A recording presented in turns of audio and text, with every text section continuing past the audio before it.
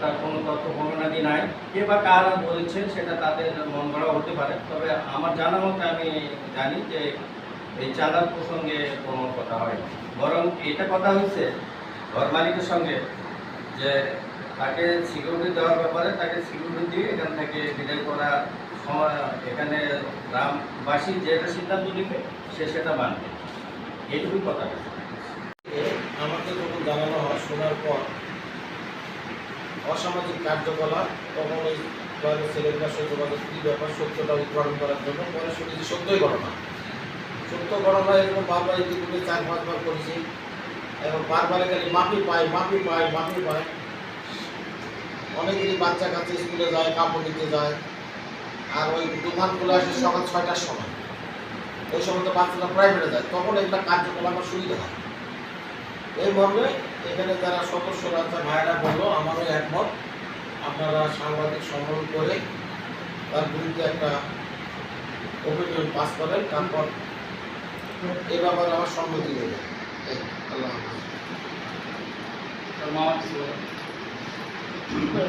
পাশের দোকান,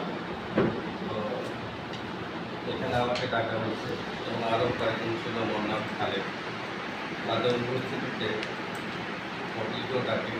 তো সে সত্যতা স্বীকার করে যেটা আমার ভুল হয়ে গেছে আর আমি করবো না। ইতিপূর্বে আরও 3-4-5 জায়গায় 5তম ঘটনা ঘটাইছে।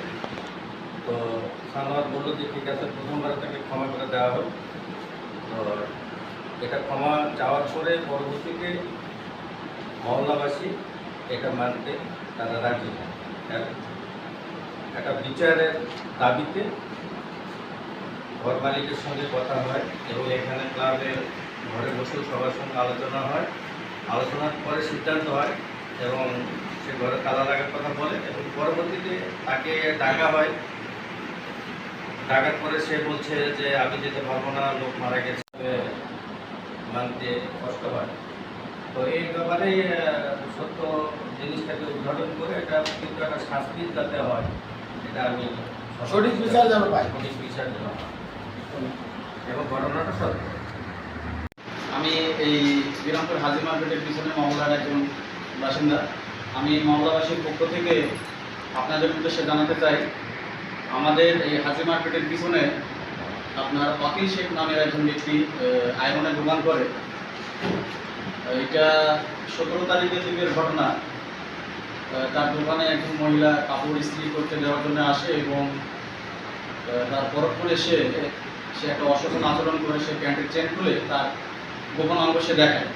পরবর্তীতে ওই মহিলা বাসায় গিয়ে কান্নাকাটি করে এবং পরবর্তীতে তার পরিবারের লোকজন এসে দোকানের সামনে চিল্লাচিল্লি করে। তৎক্ষণাৎ আশেপাশের দোকানদাররা মিলে তাদেরকে শান্ত করার পরে তাদেরকে বলা হয় যে আমরা রাত্রে বসে একটা বিচার করে ফয়সালা দিব।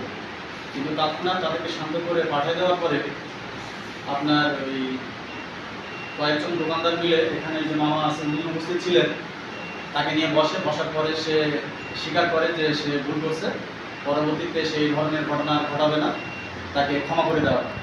তখন তাৎক্ষণিক মামারা প্রথম অপরাধ হিসেবে ক্ষমা করে। কিন্তু পরের দিন এই বিষয়টা যখন জানাজানি হয় মহল্লাতে, তখন মহল্লাবাসী বলে যে এটা তার প্রথম অপরাধ না, এরকম অপরাধ তার অনেক আছে এবং তার প্রমাণও আছে, এলাকাবাসী বা ভিকটিম আছে।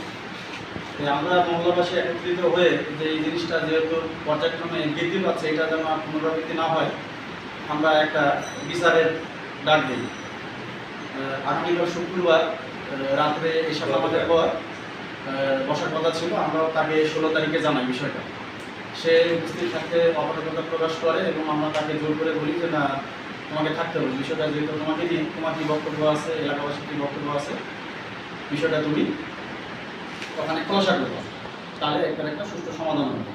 কিন্তু শুক্রবারে আমরা এসার পরে যখন 9টার সময় বসার পরে সে উপস্থিত না হওয়াতে আমরা তার সঙ্গে ফোনে যোগাযোগ করি। ফোনে যোগাযোগ করার পর সে বিভিন্ন ধরনের কথা বলার পর সে এক পর্যায়ে বলে যে তার আত্মীয় মারা গেছে। ভালো কথা, আমরা বললাম তোমার আত্মীয় মারা গেছে, তুমি ফোন করে তো আমাদেরকে দিনের বেলা জানাইতে পারতাম, তাহলে আমরা পরবর্তীতে হয়তো ডেট দিতে পারবো। এই ধরনের কথা না বলে তার ওয়াইফকে ফোন দেয়।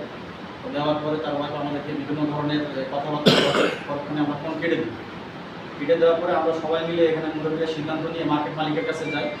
মার্কেট মালিককে অভিযোগ দেওয়ার পরে মার্কেট মালিক বলে যে ঠিক আছে, যেহেতু উপস্থিত হয়নি, তোমরা এক পর্যায়ে দোকানে তাহলে তালা লেগে দাও দিলেও পরের দিন সকালে যদি আসে তাহলে তোমরা সবাই মিলে বসে এটার একটা সুষ্ঠু সমাধান করে নিব।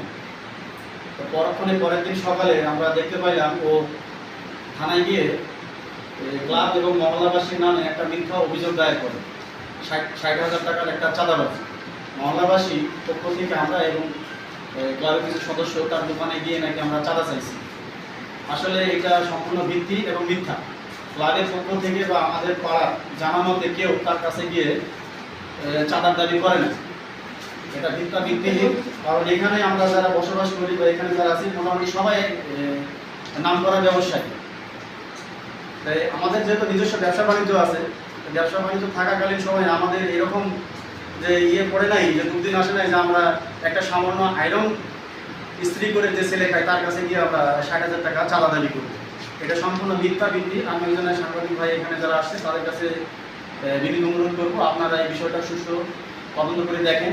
আসলে তো তার কাছে নাকি রেকর্ডিং আছে, আপনারা যাচাই করেন এই রেকর্ডিং কোথায় পেল এবং কোন নাম্বার থেকে ফোন দেওয়া হয়েছে।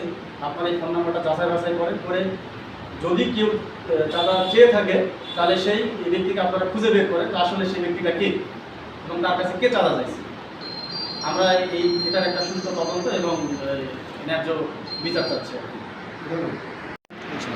প্রথম যখন এই কথাটা আমরা শুনতে পেলাম তখন আমরা একটা মানে স্থায়ীভাবে আমাদের দোকানদারবাসী সবাই মিলে আমরা একটা বিচার করলাম।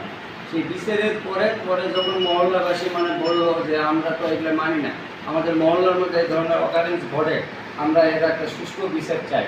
এই বিচার চাওয়ার পরে তারা আবার পুনরায় বিচারের দাবি করছে। ধন্যবাদ।